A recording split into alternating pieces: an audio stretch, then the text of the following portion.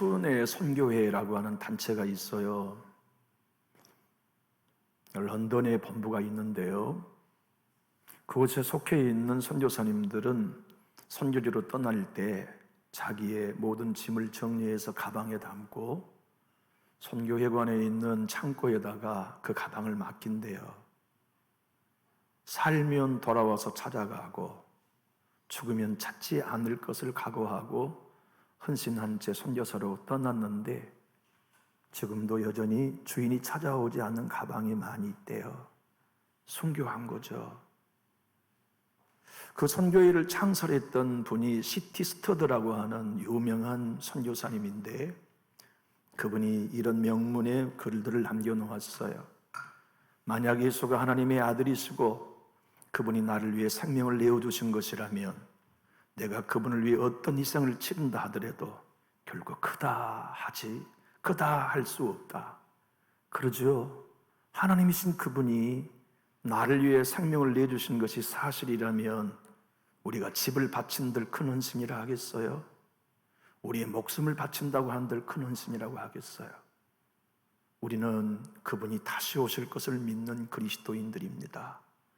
그분이 다시 공중에 구름 타고 천사들의 나팔 소리와 함께 오실 때 주님은 분명 여러분과 저에게 깨어 있어야만 그 나라 혼인잔치에 들어갈 수 있다고 말씀하세요. 여러분은 깨어 계시나요? 지금 여러분들의 믿음은 깨어 있다고 생각하시나요? 그런즉 깨어 있으라. 너희는 그날과 그 시를 알지 못한다고 말씀하시는 우리 주님의 음성이 우리에게는 어떻게 들리고 있는지 궁금합니다. 생각해 보세요. 우리는 왜 이렇게 둔감할까요? 제가 믿음에 처음 시작한 초신자가 처음부터 주의를 지키고 새벽 기도를 나오고 11조를 드리더라고요. 목회하는 여정에. 그분은 그동안 교회를 한 번도 나가본 적이 없고 자기 가족 가운데 예수를 믿는 사람이 한 사람도 없었으며 본인이 처음 기독교인이 되었어요. 근데 들어오자마자 신앙생활하며 11조를 바치는 거예요. 아니 어떻게 기존의 신자들도 11조를 하지 못하는데 교회에 처음 입문하면서부터 11조를 드리느냐. 아니 성경을 읽어보세요. 성경에 11조를 드리면 창고에 가득 차고 넘치게 해주신다는데 그거 해야죠. 성경을 바로 믿는 거예요. 주님이 오늘 여러분들에게 누누이 내가 다시 온다. 마태복음 24장부터 끊임없이 내가 다시 온다고 우리는 늘 듣지만 왜 우리는 이렇게 믿어지지 않는 걸까요? 왜 우리에게는 이렇게 하나님의 말씀이 둔감하고 둔할까요? 주님은 다시 오실 당신의 재림의 때는 홍수의 때와 똑같다고 말씀하셨어요. 노아가 산 꼭대기에 방주를 지으면서 홍수가 온다 해도 아무도 안 믿고 피가 쏟아져서 다 죽게 될 때까지 어느 누구도 깨닫지 못하고 다 수장된 것과 같이 그날까지 시집가고 장가가고 먹고 마시며 땅의 것만을 위해 살던 그때와 똑같이 내가 재림한 때도 똑같을 것이라고 말씀하셨어요. 그러니 우리는 방주를 바라보는 게 아니라 성경을 바라보고 십자가를 바라보며 깨어 있어야 할 것인데 주님이 누누이 다시 오신다는 말씀을 교회는 믿어야 될 터인데 우리는 믿고 있나요? 우린 정말 내 주님이 다시 오실 것을 믿고 그 날을 준비하고 있나요? 주님은 오늘 본문의 말씀을 통하여 여러분과 저에게 분명히 마태복음 24장 42절로 44절에 말씀하시는 연속성에서의 당부입니다. 우리 화면을 보고 한번 말씀을 읽어봅시다. 시작. 그러므로 깨어 있으라. 어느 날에 너희 주가 임할는지 너희가 알지 못함이니라. 너희도 아는 바니 만일 집주인이 도둑이 어느 시각에 올 줄 알았더라면 깨어 있어 그 집을 뚫지 못하게 하였으리라. 이러므로 너희도 준비하고 있으라. 생각하지 않는 때에 인자가 오리라. 여러분과 제가 깨어 있다면 생각하지 않는 날에 주님이 오셔도 들림 받을 수 있을 터인데 부탁합니다. 권면합니다. 깨어있는 신앙을 할 수 있기를 예수님 이름으로 축복합니다. 주님이 마태복음 24장 45절로 46절에 두 번째 예를 들어 말씀하시죠. 함께 읽어봅니다. 충성되고 지혜 있는 종이 되어 주인에게 그 집 사람들을 맡아 때를 따라 양식을 나눠줄 자가 누구냐? 주인이 올 때에 그 종이 이렇게 하는 것을 보면 그 종이 복이 있으리라. 우리 주님이 재림하시는 그날에 각자가 다 맡은 일을 충성하는 자가 깨어있는 신앙인이라는 것을 복되신 내 주님이 직접 가르쳐 주셨어요. 우리 주님은 거짓말쟁이가 아닙니다. C.S. 루이스가 말한 것처럼 예수 그는 사기꾼이든지 진짜 구주든지 둘 중에 하나다. 미친 사람이 아니고서는, 미친 사람이나 나를 믿으면 구원받는다고 하지, 제정신을 갖는 사람이면 누가 나를 믿으면 구원받는다고 말할 수 있느냐? 만약 예수님이 나를 믿으면 구원받는다고 하는 분이 미친 과기가 그가 아니라면 그는 하나님인 것이 분명하다. 여러분과 제가 믿는 예수가 하나님이시고 그분으로만 인하여 구원받고 그분의 이름을 의지하여야만 천국에 갈 수 있다고 하는 것을 믿는다면 그분이 맡겨준 일에 지혜롭고 충성된 신앙을 하는 것이 깨어있는 신앙인 걸 배우는 거예요. 그분이 가르쳐 준 겁니다. 목사인 제가 가르치는 게 아닙니다. 천국의 주인이신 그분이, 천국으로 우리를 데리고 가실 그분이 여러분과 직접 정말 깨어있는 신앙은 맡은 바의 일을 지혜롭고 충성되이 감당된 것이라고 말씀하시죠. 그날을 알지 못하기 때문에 주님이 세 번째 다섯 신랑을 맞으러 나간 신부의 들러리들을 통해서 얘기하면서 깨어있다는 것이 뭔가, 깨어있는 삶이란 무엇인가? 그것은 기름가지를 준비하는 삶이라고 설명해 주셨어요. 여러분 생각해 보세요. 이 열처녀는 신부의 들러리들이에요. 유대 이 혼인 문화에는 신부의 들러리들이 신부 집 밖에 길가리에 나가서 신랑이 언제 오실지는 모르지만 신랑을 맞기 위하여 기다린 문화가 있다는 거죠. 주님이 그걸 가지고 설명하신 거예요. 그런데 낮에 올지 밤에 올지 몰라요 하여 다 등을 가지고 나가서 밤에 와더라도 신랑을 맞을 수 있는 준비를 하는 게 유대 문화의 혼례의 배경인 거예요. 그런데 그 중에 지혜로운 사람들은 혹시나 밤 늦은 시간에 혹은 새벽에 오실지도 모르는 신랑을 맞기 위해 등과 함께 기름을 준비하고 나갔는데 금방 오겠지. 밤늦게까지 신랑이 이쁜 신부 놔두고 늦게는 오겠어. 그리고 등만 가지고 간 신부들에게는 혼인잔치 문이 닫히고 들어가지 못할 때 주님이 직접 이 얘기는 혼인잔치 얘기가 아니다. 주여 주여라고 미리는 다섯 처녀가 외치는 그때는 내 주님이 재림하신 혼인잔치의 때에 주여 주여라고 불러도 예비되어 있는 기름이 없는 인생들에게는 들어갈 수 없다고 하시는 말씀을 친히 하신 거예요. 제가 만든 우화가 아니에요. 교회가 만든 재밌는 이야기 동화도 아니에요. 이 말씀은 천지의 창조자이신 예수님이 우리에게 직접 들려주신 얘기예요. 깨어있는 신앙을 하는가, 깨어있는 믿음의 길을 걸어가는가, 그것은 여러분과 제가 스스로를 위해 결정해야 할 부분이에요. 여러분의 예배는 깨어있나요? 여러분의 기도 생활은 깨어 계시나요? 여러분의 관계는 깨어 있나요? 여러분의 헌신은 깨어 있나요? 여러분의 사명은 깨어 있나요? 여러분의 영성은 깨어 있나요? 여러분이 맡은 바의 직분에 대해서 깨어 계시나요? 깨어 있다는 건 간단합니다. 저와 여러분이 등과 함께 기름을 준비하고 있는 지혜로운 슬기 있는 처녀와 같은가? 주님은 언제나 5대5로 설명하십니다. 그 이야기는 교회는 언제나 5대5의 비율로 존재한다는 의미입니다.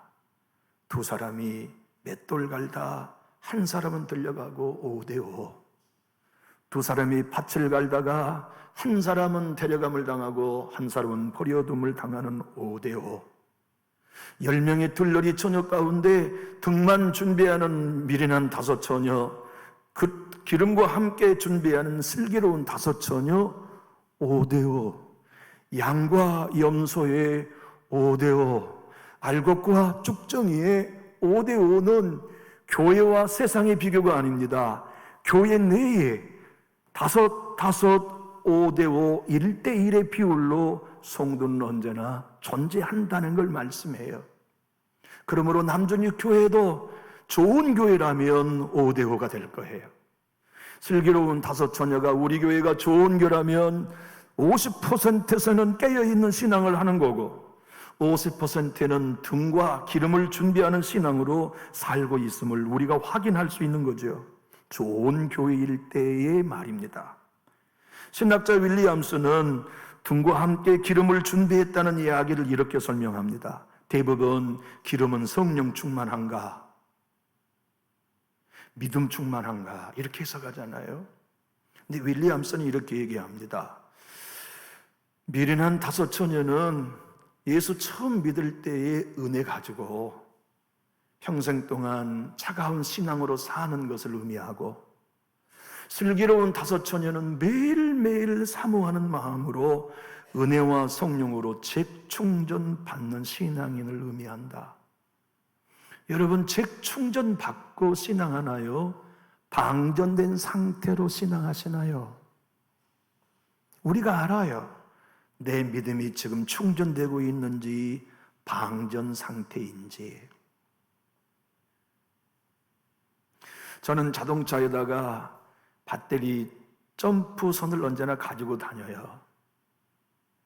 내 자동차가 방전될 때를 위해서도이지만 어디를 달려가다 여인이 되었던 노인장이 되었던 방전된 상태로 차가 퍼졌을 때 도와드리려고 점프선만 내 손에 연결하면 저쪽에 자동차의 시동을 걸어줄 수 있잖아요. 제가 군대 운전병이었기 때문에 그 정도의 도움을 주는 게 얼마나 큰 은혜인가를 잘 알아요. 여러분과 저의 신앙이 충전되는가 방전되는가는 우리가 잘 알아요.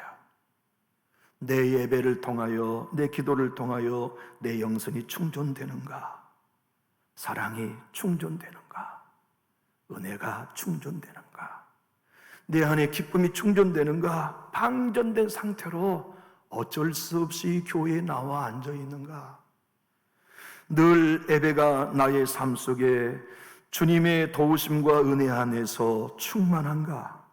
오늘 주님의 말씀은 이것이에요. 한번 따라해 볼까요? 다 졸다. 다 졸고 신앙해요. 그러니까 졸던 분이 지금 깜짝 놀라는데 예배 시간에 존다는 의미가 아니에요. 우리 인생은 육체가 피곤하면 영적으로 졸아요. 복사도 졸아요. 도망가고 싶고 설교하고 싶지 않고 교회를 떠나야 평안함을 얻고, 이게 어디 한둘의 목사의 마음일까요? 목회와 양떼에 대해 관심이 없고 어떻게 하면 돈을 벌 수 있을까 생각하는 목회자들 모두가 다 졸고 있는 거죠. 그러지 않아요?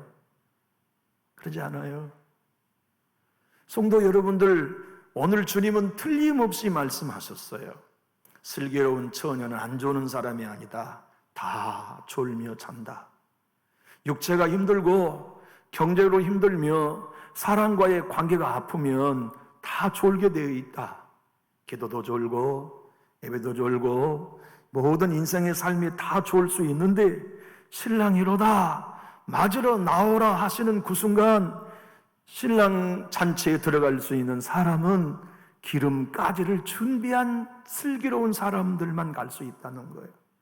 주님이 오늘 여러분들과 저에게 말씀합니다. 나는 완벽한 신앙인을 원하는 게 아니다. 흔들려서 졸릴 때가 왜 없겠냐? 상처받아서 믿음에 졸 때가 왜 없겠냐? 몸이 너무 아프고 지쳐가지고 영적으로 졸 때가 왜 없겠냐? 그러나 언제나 재충전해라. 예배 때마다 은혜를 다시 충전하고 주님, 나는 새 은혜가 필요합니다. 새로운 도우심이 필요합니다. 주님의 긍휼하심이 필요합니다라고 가난한 심령으로 충전하며 살아가는 신앙이 슬기로운 다섯 처녀라고 말씀하세요. 문제는 더디 오는 사건 때문입니다. 여러분 어떠신가요? 우리 주님이 오늘 오시는 걸 정말로 여러분은 원하시나요? 오늘이라도 어서 오시기를, 초기와 같이 오시기를, 하늘문을 열고 오셔서 나의 이름을 불러 천군 천사와 들림받게 해주시기를 여러분은 염원하고 계시나요? 주님이 오늘 본문 5절로 6절에 문제의 핵심을 이렇게 설명하십니다. 5절 6절 한번 화면을 보고 읽어볼까요? 신랑이 더디옴으로 다 졸며 잘세 밤중에 소리가 나되 보라 신랑이로다 맞으러 나오라 하매 왜 다 좋습니까? 신랑이 더디오기 때문에 조는 거예요. 생각해 보세요. 우리 주님이 곧 오신다면 좋을 사이 없이 다 깨어 있겠습니다만 주님은 더디 오시기 때문에 우리가 졸아요. 제가 고등학교 시절에 우리나라의 종말론이 완전히 전국 교회를 사로잡았었어요. 저도 기도원에 가가지고서 여름마다 겨울마다 기도원에 갔더랬어요. 기도원에 갔는데 부흥 강사님이 종말론을 가르쳤는데 곧 주님이 그날 오실 것만 같아요. 그때 어떤 마음이 들었는지 아세요? 공부할 필요 없구나.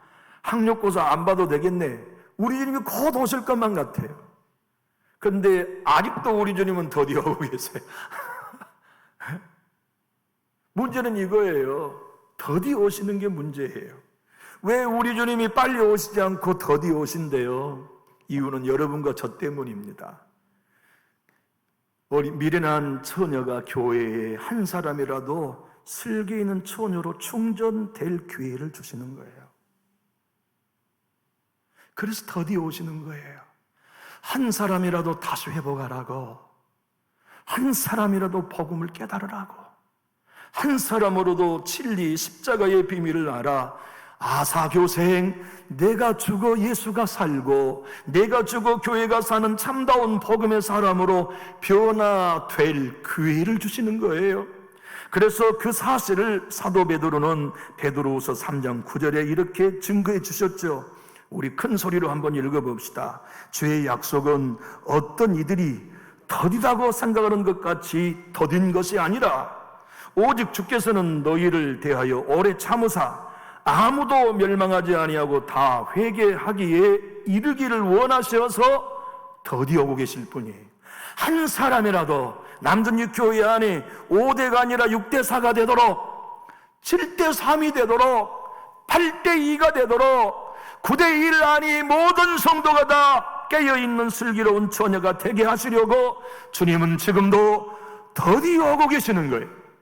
우리 모두가 이 사실을 알고 기름가지를 준비하여 날마다 돕는 은혜, 새로워지게 하는 은혜, 은혜를 깨닫고 은혜를 경험하며 은혜를 누릴 수 있는 신자로 회복되는 것이 주님이 아직 재림을 미루신 이유라는 걸 배우는 거지요. 여러분, 우리 예수님은 역사의 주관자이십니다. 우주의 주관자요 창조자이세요. 그분 엘로힘이십니다. 그분은 엘샤다이십니다. 그분은 여호와 차바토이십니다. 그분은 우리의 모든 것의 전부가 되시지만 그분은 여러분과 저에게 분명히 말씀하십니다. 나도 그날은 모른다. 너희도 모른다. 왜 하나님이 나와 너희 모두에게 알게 하지 않고 계시느냐 하는 이유는 딱 하나입니다. 깨어있으라고. 그날을 모르니까 깨어있으라고. 그날을 감지할 수 없으니까 날마다 깨어있으라고 우리에게 그날을 알려주고 계시지 않지요. 주님이 오늘 13절에 이렇게 말씀하셨죠. 큰 소리로 한번 읽어봅니다. 그런즉 깨어있으라. 너희는 그날과 그때를 알지 못하느니라. 여러분, 청교도의 목사님들 중에 토마스 포스턴이라고 하는 유명한 목사님이 계셨어요. 그분은 인간의 본성 사중 상태라는 책에서 이렇게 말합니다. 하나님이 왜 우리에게 날마다 그 재림의 날을 감추시고 그런즉 깨어있으라 너희는 그때를 알지 못하느냐고 말씀하시는가? 그 이유는 따라해 주실까요? 인생의 마지막이 그가 심판받을 상태이기 때문이다. 다시 말하면 날마다 깨어 있어서 죽을 때 깨어 있는 상태로 죽어라. 왜냐하면 그 죽을 때의 상태가 그가 하나님 앞에 심판받을 영적 상태다. 날마다 깨어 있는 사람은 죽음의 때에 깨어 있게 되어 있어요. 내 삶의 마지막 때에 깨어 있는 거죠. 많은 사람들이 70년의 정년의 때에 맞춰가지고 이제 나는 쉬어야 하지 않은 신앙인들이 얼마나 많이 있나요? 그것은 교회 지금의 쉼이지 깨어 있음의 쉼은 아니에요. 예배의 쉼도 아니에요. 기도의 쉼도 아니에요. 우리는 마지막에 가까울수록 깨어 더 새로운 은혜, 더 놀라운 은혜, 더 감당할 수 없는 은혜를 맛보며 살아가야 할 사람들이에요. 우리 주님은 천사들을 창조하시고 그 천사들로 말미암아 하나님의 나라, 하나님의 뜻을 이루는 수종자들로 삼으셨죠.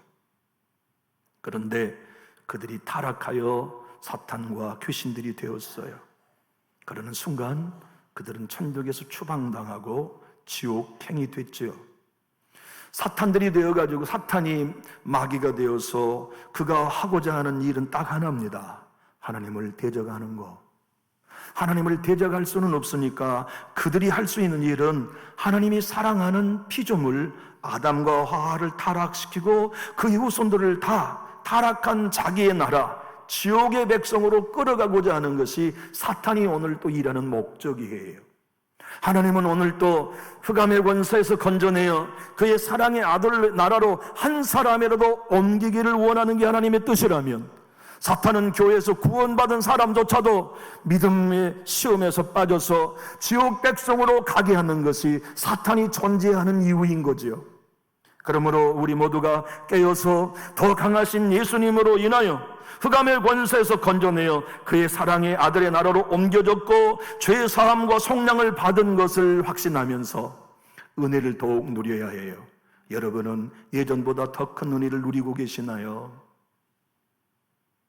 여러분은 예수를 처음 믿을 때보다 성경을 통하여 더 많은 은혜를 누리고 계시나요? 여러분 정말 기도하면서 교회에 입문하던 순간보다 더 깊은 성령을 경험하며 하나님을 맛보고 있나요? 예배 시간 내내 진정 하나님을 만나고 주님께서 주시는 은혜 아래에 거하고 있나요? 몸만 나와 있나요? 사도 바울은 골로새 교회 성도들에게와 우리에게 이렇게 말씀하십니다. 그가 우리를 흑암의 권세에서 건져내사 그의 사랑의 아들의 나라로 옮기셨으니 그 아들 안에서 우리가 속량 곧 죄 사함을 얻었도다. 사탄은 우리에게 늘 성경을 오해하게 해요. 천국과 지옥을 오해하게 하죠. 신자들마저도 천국을 두려워해요. 신자들마저도 천국에 관한 설교를 듣고 싶어 하지 않아요. 신자들마저도 등과 함께 기름을 준비해야 한다는 설교가 거북스럽게 느껴져요. 그게 왜 정상일까요? 그게 왜 교회에서 당연시 여겨져야 될까요? 그건 사탄의 전략이라고밖에 할 수 없죠. 랜디 알콘 목사님은 천국 안내서에서 이렇게 말합니다. 사실 오늘날 그리스도인들은 천국에 대해 큰 오해를 갖고 있습니다. 심지어 천국에 가는 걸 두려워합니다.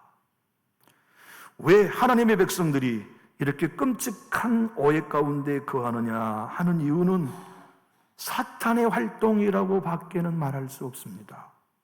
마귀는 그리스도인들을 속이고 있는 것이 예수님의 증언입니다. 요한복음 8장 44절 거짓을 말할 때마다 제 것으로 말하니 이는 그가 거짓말쟁이요 거짓의 아비가 되었기에 신자들마저도 이 땅이 최고야. 천국 막연한 것을 꿈꾸지 마. 이 땅에서 건강하고 이 땅에서 행복한 것이 최고야 라고 끊임없이 우리로 기름을 준비하는 이 일을 방해해요. 왜요? 기름을 준비하지 않아야만 주님이 재림하신 그날에 지옥 백성, 자기 백성으로 끌고 갈 수 있으니까. 여러분 생각해 보세요. 기름을 준비하는 신랑이 되는 건 희생하지 않고 되던가요? 기름을 준비하는 신앙은 예배에 헌신하지 않고 되던가요? 물질을 들이지 않고도 그 일을 가능하게 하던가요?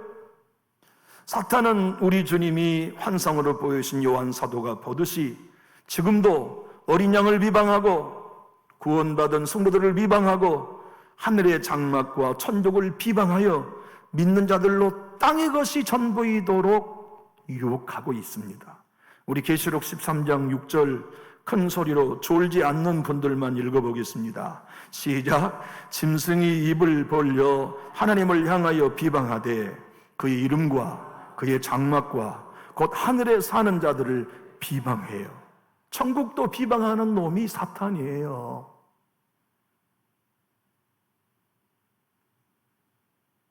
우리 주님 재림하신 그날에 노아의 시대와 똑같다는 것은 그때나 지금이나 백성들은 반역자라는 얘기요.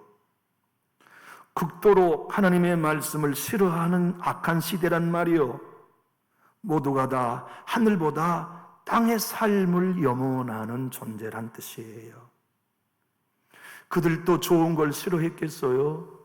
만약 노아 시대도 그들이 노아의 당부에 따라 심판이 오고 마지막 구원이 있다는 것을 그들이 받아들였더라면 시집가고 장가가고 먹고 마시는 땅의 것이 아니라 기름가지를 준비하여 저 구원의 방주에 올라서야 한다고 하는 것을 받아들였겠지만 미친놈, 이 좋은 날에 무슨 산 꼭대기까지 비가 올 거며 무슨 산 꼭대기까지 홍수가 차겠냐, 그렇게 생각하여 그의 외침을 귀 기울여 듣지 않고 홍수에 쓸려가게 된 거죠.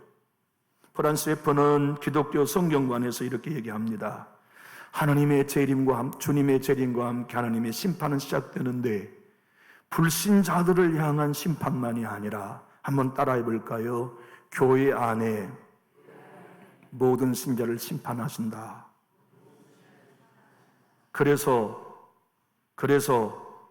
주님은 깨어 있으라고 말씀하셨다. 이를 한번 여쭤봅시다.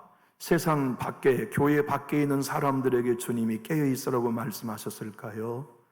교회 안에 있는 우리에게 깨어 있으라고 하셨을까요? 깨어 있는 것은 우리만 할 수 있습니다. 남준육 교회 성도 여러분, 깨어 있읍시다. 우리 예배가 깨어 있는 신앙 살아야 해요.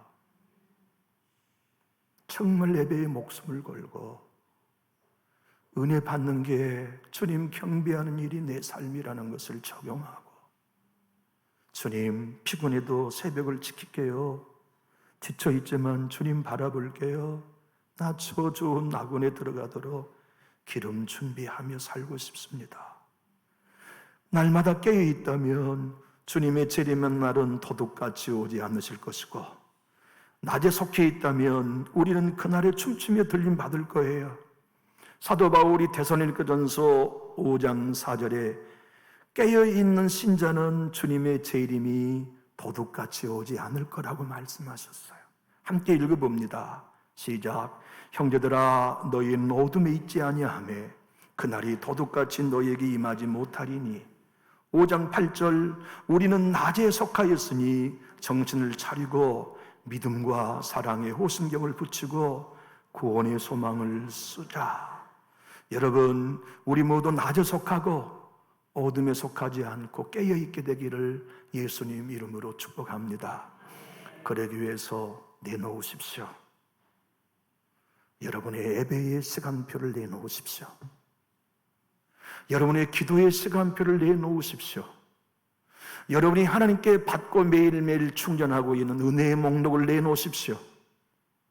지금의 은혜는 나에게는 없어. 내가 처음 처녀 때 받았던 은혜로 살아. 그러면 슬기로운 처녀는 못 됩니다. 나는 오늘 또 예배 시간마다 하나님 만나. 난 오늘 또 기도할 때마다 성령의 감동을 경험해. 나는 처음 첫사랑보다 지금 더 주님께 풍성한 사랑을 누리고 있어. 나는 이 은혜로운 감격을 감당할 길이 없어. 왜 하나님이 나에 이렇게 부어주시는지, 왜 나에게 이렇게 새록새록 하나님의 충만한 은혜를 부어주셨는지 난 너무 좋아. 얘들아, 신앙생활 할수록 풍성해진단다. 얘들아, 예수 믿어갈수록 부요해지는 거야. 영적으로 풍성하고 성령으로 부요해진 신앙이 정상이야. 이 헤레비를 보아라. 이 할머니를 보아라. 나이 먹어갈수록 하나님과 친밀해지는 거야. 나이 먹어갈수록 성령과 가까워지는 거야. 나이 먹어갈수록 천국의 백성으로 새로워지는 거야. 그것을 우리 자식들에게 보여야 할 사명이 여러분과 저에게 주어진 늙어감의 축복입니다. 그것을 후손들에게 보이고 후손들과 나누는 것이죠. 2004년 11월 고속도로에서 아버지 차에 타 있던 6살 아들이 교통사고로 온몸이 화상을 입었어요. 그 아이가 2개월 동안 혼수 상태에서 수십 차례의 수술을 받는 동안 깨어나지 못하고 식물인간이 됐죠.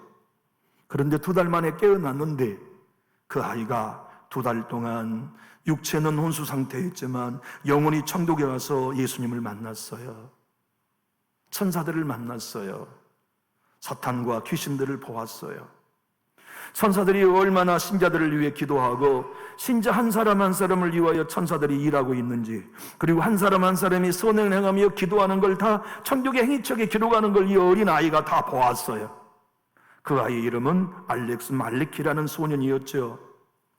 그 아이가 정신을 차리고 엄마 아빠에게 얘기를 시작하는데 이상한 얘기를 계속하는 거예요. 나 하나님 만나고 왔어요. 나 천국을 보고 왔어요. 나 우리 누나도 만났어요. 그러니까 엄마 아빠가 그동안 하는 말은 횡설수설인 줄 알았는데 누나를 만났다고 하니까 깜짝 놀란 거예요. 아니 네가 어떻게 누나를 아냐? 천국에 갔더니 누나가 말라키 내가 네 누나야 라고 찾아왔다는 거예요. 그런데 그 누나는 사실 땅에 태어난 적이 없어요. 엄마가 유산시킨 거예요. 근데 천국에 가니까 유산한 누나의 영혼이 정상인 성인처럼 자기를 찾아온 거예요. 여러분, 어린아이가 뱃속에 잉태되는 순간 몸만이 아닙니다. 영혼도 함께 창조돼요. 그러니까 비록 땅에 태어나지 않는 아이들도 죄 지은 적이 없기 때문에 천국에 가는 거죠.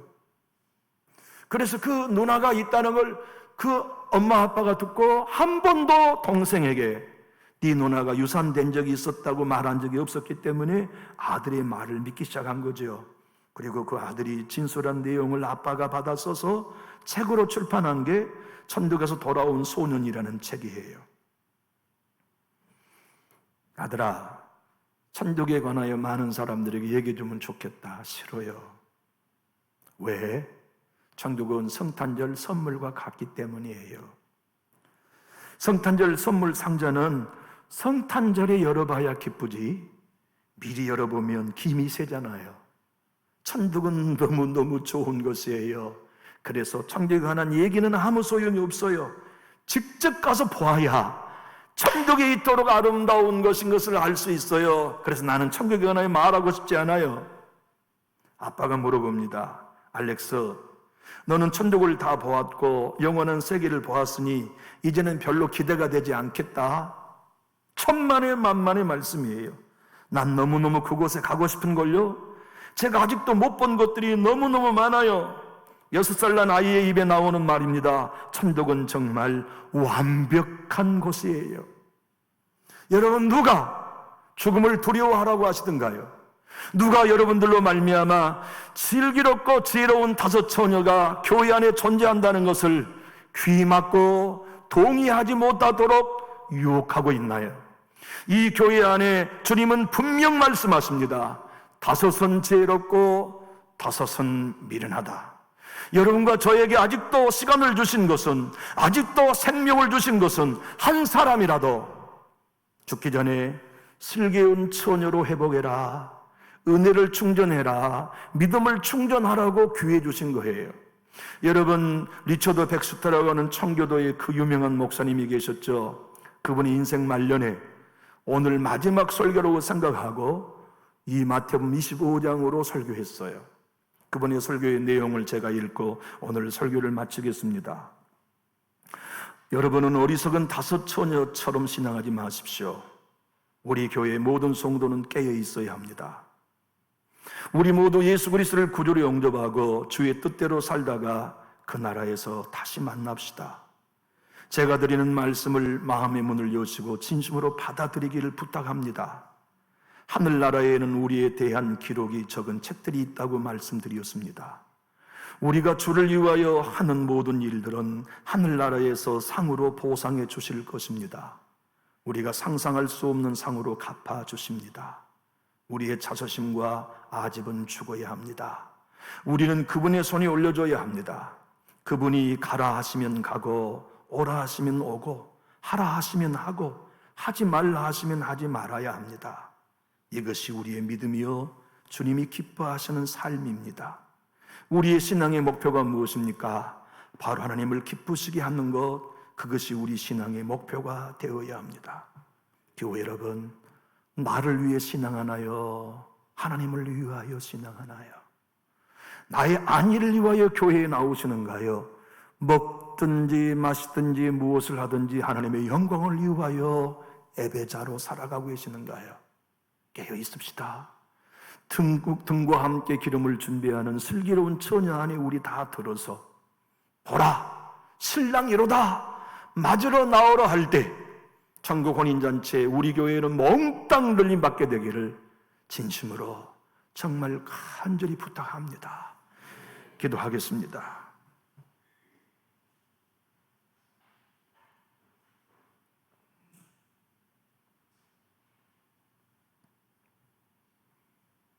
깨어 있으라. 목사의 외침이 아니라 하나님의 외침입니다. 너희는 그날과 그 시를 알지 못하게 한 것은 날마다 깨어 있다가 네 목숨이 땅에서 끊어진 바로 그 순간 가장 충만한 믿음으로 나와 함께 맞게 하려 한 나의 조치였다는 음성을 오늘 우리 모두가 듣습니다. 살아계신 주님, 슬기로운 다섯 처녀는 나이 들어갈수록 충만할 수밖에 없고 더 자기를 부인하고 낮아져서 은혜에 사모하는 마음으로 주님께 예배하며 기도해야 하는 것을 오늘 또 배웁니다. 살아계신 하나님, 이제 나는 은퇴했다. 이제는 멀리 편안하게 신앙해야겠다는 이들이 남준육 교회에는 한 사람도 없게 하시고, 교회의 직임으로서는 우리 모두가 은퇴가 있지만 예배자로서 하나님의 자녀로서 더욱 충만해야만 하는 것을 모든 성도들이 마음에 새기게 하시고, 등과 함께 기름을 준비하는 새로운 은혜의 공급자들, 늘 하나님의 영적으로 충전되는 신앙을 살아가도록 축복하여 주시옵소서.